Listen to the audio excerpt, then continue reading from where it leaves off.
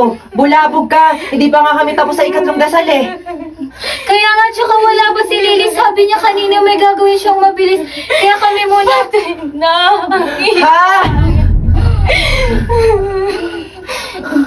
Kaya kailangan natin umalis sa Espiritu Santo na. Kailangan na natin umalis.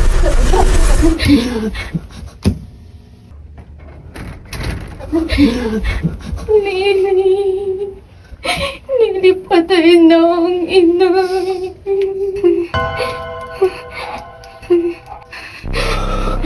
Lily, dapat na nating lisanin ang lugar na ito.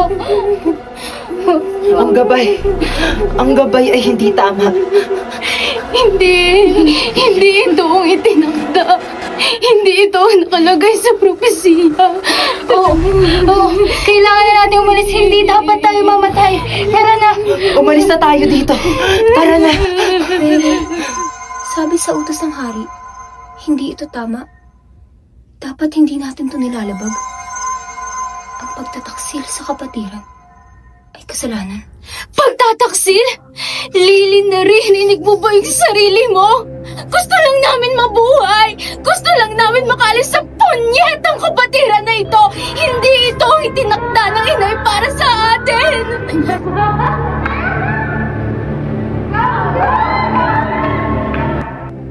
Pero, kung tatakbo tayo, ano magiging kaparusahan ng ating kamay?